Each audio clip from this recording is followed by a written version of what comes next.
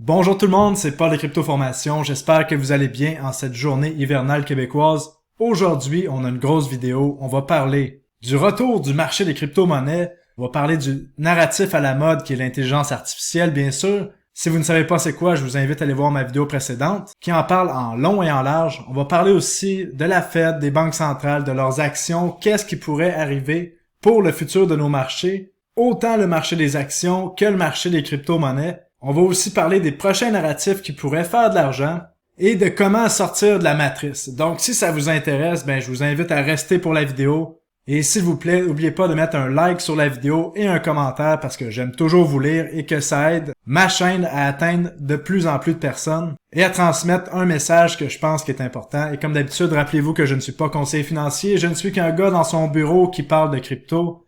Donc, je ne suis pas un influenceur parce que vous n'êtes pas des influencés. Vous êtes des guerriers ici. Donc, ceci étant dit, commençons la vidéo. Donc, commençons par parler du marché des cryptos qui a un retour à la vie, enfin. Le Bitcoin vient de nous faire un plus 36% en moins de quelques jours, depuis son bas de fin novembre. Il y a plusieurs altcoins qui ont explosé à la hausse. On a vu des altcoins dans le narratif de l'intelligence artificielle faire des x10. Qu'est-ce qui se passe? Est-ce que le marché baissier est terminé? Ou est-ce qu'encore une fois, le marché va changer de côté et faire un nouveau bas entre 10 000 et 14 000 $, le chiffre que tout le monde attend. Eh bien, avant d'aller voir la charte que je vous présente juste ici, je pense que ça va être bon d'aller voir une charte qui nous présente la grande image de big picture, comme on dit en anglais. Et à la place de penser en termes de marché baissier, marché haussier, revenons avec une perspective d'investisseur. Qu'est-ce que ça veut un investisseur? C'est d'acheter bas et revendre plus haut. Et là, si on enlève la fonction logarithmique, quand on regarde le marché des cryptos, est-ce qu'on peut dire que le marché est plus bas qu'il était lorsqu'on était à 69 000 $ à notre sommet l'année passée en 2021? En fait, est-ce qu'on peut encore dire l'année passée, on était en 2023? Mais bon, vous me suivez. Donc, la question à se poser d'une perspective d'investisseur, c'est est-ce qu'il y a un risque, un ratio risque-récompense élevé, ou on a encore un extrême risque? Mais là, moi, quand je regarde la charte du Bitcoin qui a dévissé de plus de 80%, je regarde les chartes des altcoins qui ont descendu dans 90, 95, même certains altcoins 97, 99% de leur sommet historique, je me dis que le risque est moins élevé qu'il était il y a à peu près un an. Je pense que vous êtes d'accord avec moi. En tout cas, j'espère. Et bon, depuis plusieurs mois, je vous parle qu'on est entre la phase de anger ici et la phase de dépression. Et en fait, au mois de juin ou au mois de juillet, juste ici, lorsque le Bitcoin avait descendu autour des 18, 19 000 $, je vous disais qu'on allait avoir plusieurs mois pour accumuler des crypto-monnaies et que ça allait être une bonne période d'accumulation. Et qu'est-ce qu'on a vu? Ça fait plus de 6 mois qu'on est pris à peu près dans le même range. Et pour ma part, ça a été une période d'accumulation extraordinaire parce que j'ai la conviction que les technologies blockchain sont là pour rester, qu'il va y avoir un autre cycle haussier qui est selon moi sur le point de commencer ou même peut-être qui a déjà commencé. Et c'est pour ça que j'ai commencé à accumuler des crypto-monnaies, comme je vous avais dit, dans des vidéos publiques à partir du mois de juillet. Bon, je viens d'ajouter mes achats et mes ventes de crypto sur le tableau. Si vous êtes dans mon groupe de recherche paulcryptorecherche.com, vous savez exactement quand j'ai acheté et qu'est-ce que j'ai acheté. Et là, je vous montre ça pour vous illustrer que mon argent va là où mes mots s'en vont. Et je pense que ça, c'est important de le comprendre. Faut pas écouter qu'est-ce que quelqu'un dit, faut écouter qu'est-ce que quelqu'un fait dans la vie. Et là, vous voyez que depuis le mois de juillet, j'accumule les crypto-monnaies. Vous voyez exactement l'endroit de mes achats ici. Et encore une fois, vous le voyez, j'ai pas été parfait. Comme au sommet du marché des crypto-monnaies, j'ai vendu une partie de mes cryptos. J'ai racheté lorsque le Bitcoin était autour des 35 000 $. On a monté à 48 000 $ et ensuite on a eu le crash de Luna. Et ça a été l'endroit où est-ce que j'ai été le moins synchronisé avec le marché depuis bien longtemps. J'ai revendu 50% de mes crypto-monnaies ici et j'ai recommencé à racheter à partir du mois de juillet. Donc si on revient sur la grande image ici, est-ce que le Bitcoin peut corriger de nouveau? Est-ce que le Bitcoin peut aller retester les 16 000, 14 000 $, faire un bas plus bas? Oui, c'est possible. Ça va amener les altcoins plus bas, c'est sûr.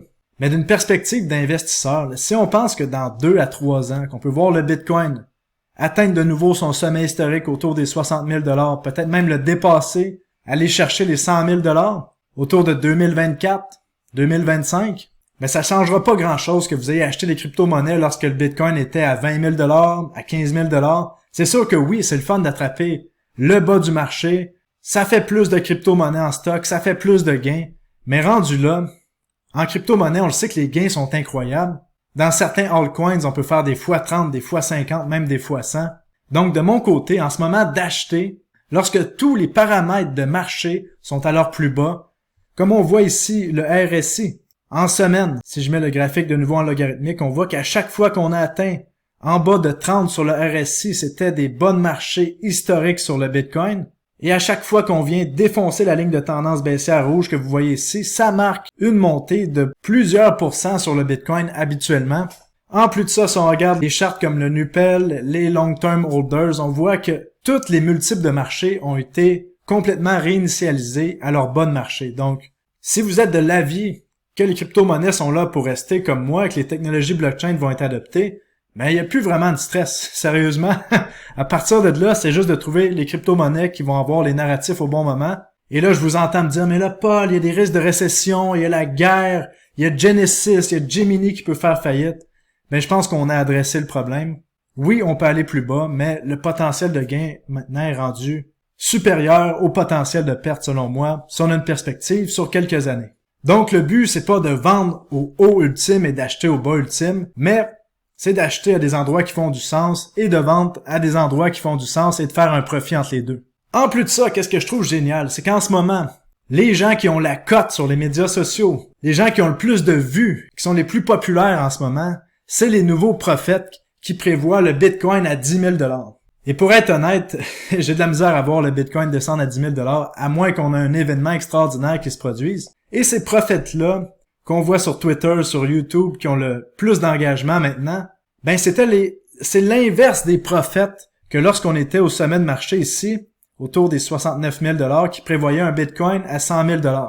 Malheureusement, j'ai fait partie de cette gang-là l'année passée, parce que je pensais vraiment que le Bitcoin allait atteindre les 100 000 $, parce qu'on n'a jamais vu un double top comme on a vu ici sur le Bitcoin, et habituellement, c'est pas le genre de choses qui se produisent en fin de marché sur les actifs comme les crypto-monnaies, mais bon, j'ai appris de mes erreurs, je vais être meilleur au prochain cycle, et quand on regarde mes ventes après coup que je vous ai annoncées publiquement, ben c'était pas si pire que ça, et je m'en sors avec des profits sur le marché des cryptos étant donné que je suis dans le marché depuis bien longtemps et que j'avais accumulé des cryptos dans le marché baissier de 2018-2019. Et je pense que ça va être la même chose pour les investisseurs de maintenant. Donc, si vous avez la chance de pouvoir investir maintenant, je pense que c'est extraordinaire. Et encore une fois, au prochain cycle haussier, là, dans les médias de mars, lorsqu'on va arriver proche du sommet, là, que 80% de la montée va être faite et qu'il va rester un 20%, les médias de masse vont vous chanter que c'est le temps d'embarquer dans le monde des crypto-monnaies. Et les nouveaux, il va y avoir une nouvelle vague de nouveaux, qui va se faire défoncer, comme on voit ici. Cette image-là est extraordinaire. On peut pratiquement la faire à chaque année. Donc, je pense que 2023, comme je l'avais expliqué dans mon vidéo des 10 tendances de 2023, va être une année qui va avoir des montées inattendues. Ça montre pas en ligne droite, selon moi, mais je pense que ça va être vraiment une meilleure année que 2022, sérieusement. Et je compte bien en profiter, et j'espère que vous allez pouvoir en profiter aussi. Donc maintenant, revenons au narratif de l'heure. On a vu les crypto-monnaies de l'intelligence artificielle exploser à la hausse. Des crypto-monnaies comme Fetch.ai qui a fait plus de x5. On a vu Singularity Net que je pense que si on regarde ça a fait un autre x5. Est-ce qu'il peut y avoir une dernière poussée haussière sur les crypto-monnaies d'intelligence artificielle? Oui, c'est possible. Mais sérieusement, là, c'est pas le bon moment pour acheter selon moi. Je pense qu'il va falloir attendre que on ait notre pic de bulle au niveau des crypto-monnaies de l'intelligence artificielle, que le marché se calme, que les crypto-monnaies comme AGIX qu'on voit ici se cassent la gueule, et il va y avoir des opportunités d'achat incroyables, probablement plus mi-2023. Et pour les gens qui sont déjà dans les crypto-monnaies d'intelligence artificielle, bravo à vous, on est en train de faire des super bons gains. Oubliez pas de prendre des profits, parce que je sais que c'est le fun de voir les crypto-monnaies monter comme ça, mais il n'y a rien qui monte en ligne droite, donc oubliez pas de prendre des profits. Et si on a quelque chose à retenir de 2022, c'est que lorsqu'on dit qu'il y a des risques à investir, lorsque je vous parle de prendre des profits, qu'est-ce qu'il faut se rappeler, c'est que oui, c'est vrai que les choses peuvent vraiment mal tourner en investissement. Donc le mot d'ordre, c'est d'investir de l'argent avec lequel vous êtes prêt à être patient. Pas de l'argent que vous avez besoin pour payer la nourriture, votre logement, votre futur projet. Non, de l'argent qui sert à rien. Donc cet argent-là est patient, est capable de soutenir des hausses et des baisses incroyables. Et avec de l'argent patient, c'est comme ça qu'on fait de l'argent. Même encore la semaine passée, il y a quelqu'un qui me disait « Paul, il faut que j'investisse mon argent dans les crypto-monnaies parce qu'il faut que je fasse des gains d'ici 2 mois pour pouvoir partir ma compagnie. » J'ai dit « T'es-tu fou? L'argent que t'as là, utilise-la maintenant pour partir ta compagnie si c'est ça que tu veux faire. » Parce que nous, dans mon groupe privé Paul Crypto Recherche, on a parlé du narratif de l'intelligence artificielle depuis le mois d'octobre, mais ça l'a pris quand même de 2 à 3 mois avant que le narratif soit à la mode. Donc pendant ce temps-là, l'argent faisait rien, même descendait en termes de valeur, et puis tout à coup ça explose. Donc on sait jamais à quel moment les crypto-monnaies vont exploser. Et en passant, si ça vous intéresse d'avoir mon avis sur 10 cryptos en intelligence artificielle, ben vous pouvez aller voir mon nouveau rapport mensuel qui est juste ici, où est-ce que je vous parle de tout ça. Encore une fois, je pense pas que c'est le bon moment pour acheter des crypto-monnaies en intelligence artificielle, mais je pense que c'est bon de comprendre quelles crypto-monnaies font du sens pour 2023 et 2024, parce qu'on sait que ce narratif-là va être encore à la mode. Et pour terminer avec l'intelligence artificielle, je vais faire une vidéo avec une sommité dans l'intelligence artificielle qui va sortir dans les prochains jours sur ma chaîne, mais en attendant, je vais vous montrer qu'il n'y a pas juste ChatGPT qui existe, qui peut être utilisé en ce moment. Il y a des tonnes d'outils qui sont disponibles pour nous. Il y en a même qui sont disponibles gratuitement, qui peuvent faire des tâches incroyables que j'aurais même pas imaginées. Donc vraiment, je vous invite à aller voir ça, à vous renseigner sur l'intelligence artificielle parce que c'est là pour rester. En plus de ça, l'intelligence artificielle, la robotisation, le Internet of Things, le machine learning, vous voyez, c'est vraiment là pour rester. Ici, on voit le nombre d'employés chez Amazon en nombre de milliers. En bleu, c'est le nombre d'employés humains. En vert, c'est le nombre d'employés robots. Donc, on a 520 000 robots chez Amazon et 1 600 000 employés humains. Je serais pas surpris que dans les 5 à 10 prochaines années, on voit la ligne bleue et la ligne verte s'inverser. Donc, gardons ça en tête. Et on va reparler de tout ça dans des prochaines vidéos, voir quel type d'investissement fait du sens, les nouvelles économies qui s'en viennent, dont l'intelligence artificielle, l'économie de l'attention et plusieurs autres choses. J'ai des bons vidéos qui s'en viennent, vous allez voir. Et aussi, qu'est-ce qui s'est fait bien défoncer maintenant, qui fait un retour à la vie? Ben, on a les compagnies minières de Bitcoin. Comme on voit ici, Riot et pas mal toutes les autres compagnies minières de Bitcoin ont fait à peu près x2 à x3 de leur bas de fin décembre. Donc, est-ce que c'est le bon moment pour acheter? Ben, probablement pas. Probablement qu'il va y avoir un retracement. Mais selon moi, les compagnies minières qui ont survécu à l'hiver crypto qu'on vient de connaître en ce moment vont avoir de belles montées pour 2023 et 2024. Il suffit juste d'attraper un bon point d'entrée. Donc, je vous recommande de surveiller ça. Ça vaut la peine. Bon, maintenant, parlons du marché des actions, de la Fed et de l'inflation pour voir qu'est-ce qui s'en vient. Est-ce que le marché va crasher de nouveau ou les choses peuvent se replacer? Pour le court terme, c'est dur à dire, mais je peux vous dire ce que je sais, c'est que les banques centrales ont créé un marché financier basé sur la dette, et la seule façon de faire tourner ce marché financier-là basé sur la dette, c'est de faire la dévaluation de leur monnaie. Et là, qu'est-ce qu'on est en train de voir? Ben, c'est la dévaluation de toutes les monnaies à l'échelle mondiale par toutes les banques centrales, et ça arrête pas. C'est pour ça qu'on a de l'inflation. C'est pas parce que les prix montent, c'est parce que l'argent vaut de moins en moins. On voit la Banque centrale du Japon qui est encore en train d'imprimer en panique pour sauver son marché de la dette. Bientôt, il y a d'autres pays où est-ce que leur marché de la dette va commencer à casser et les banques centrales vont être obligées d'intervenir. Donc, ce n'est qu'une question de temps. Et là, le prochain meeting de la Fed pour savoir qu'est-ce qui va se passer avec les taux d'intérêt, c'est le 1er février. Et là, le consensus, en ce moment, on est entre 4,25 et 4,5% de taux d'intérêt au niveau de la Fed. Le consensus, c'est qu'on va monter de 0,25%. Ce qui est une diminution de la vitesse à laquelle les taux d'intérêt vont monter. Et le consensus, c'est qu'on aurait à peu près 2 fois une montée de 0,25% et les taux d'intérêt seraient stables autour de 5%.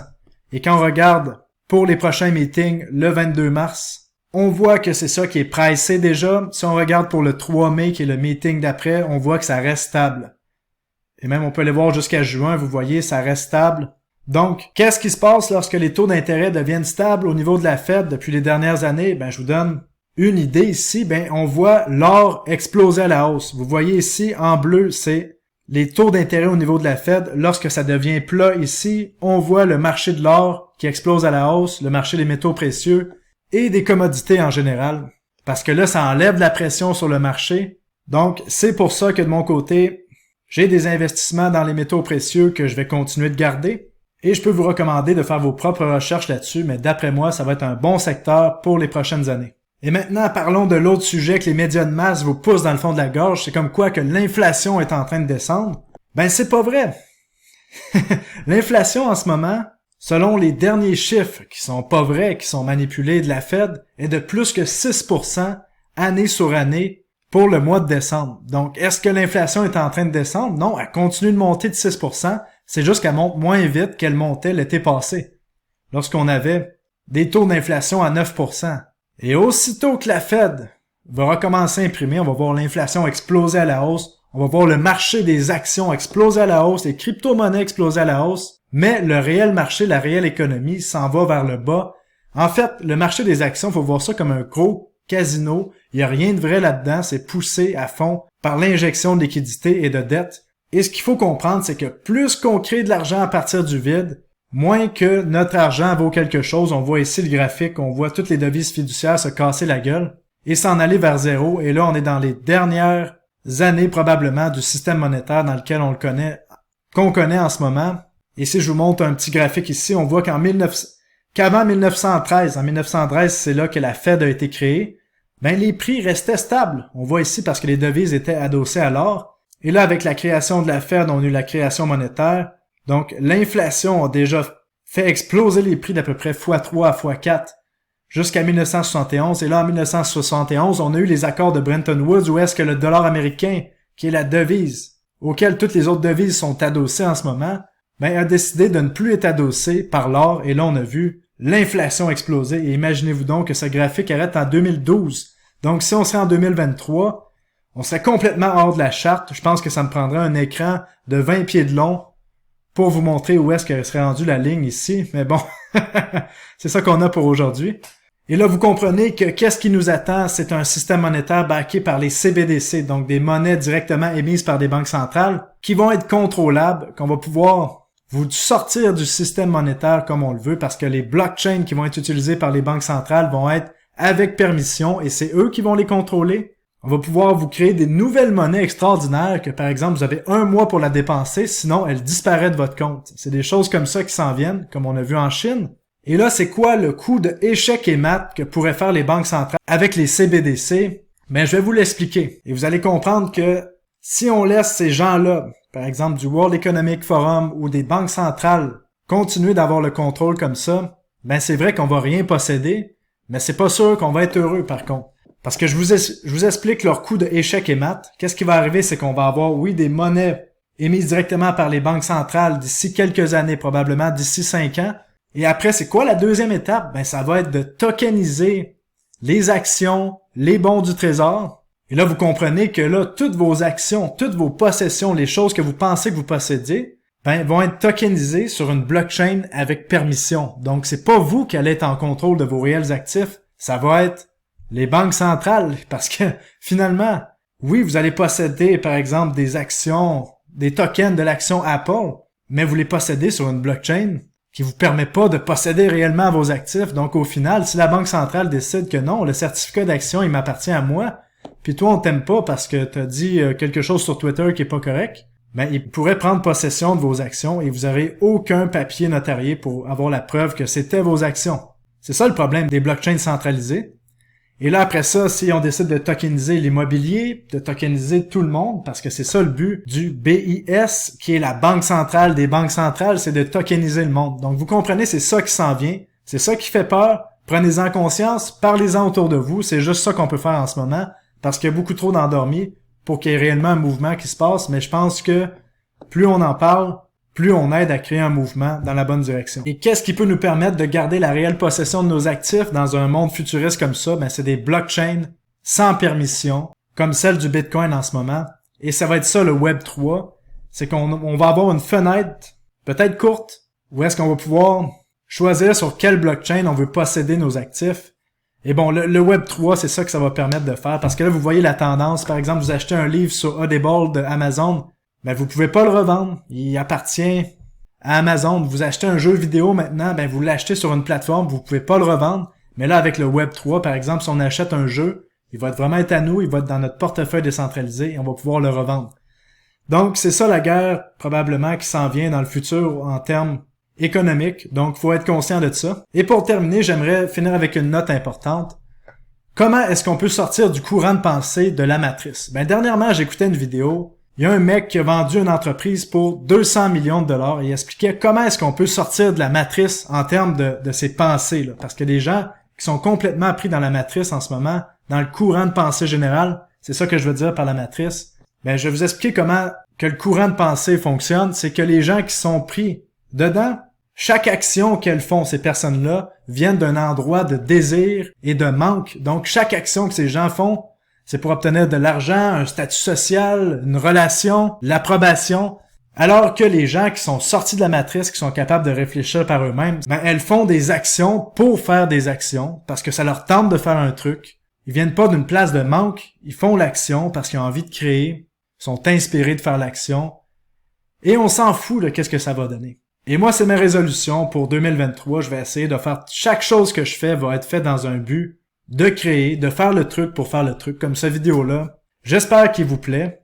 S'il vous plaît pas, ben écoutez, c'est pas grave. Et si vous avez appris un truc, ben je vous invite à partager dans les commentaires parce que ça peut être intéressant pour d'autres personnes de vous lire. Donc je vous dis, tout le monde, on se revoit dans une prochaine vidéo. À très bientôt. Salut, bye bye.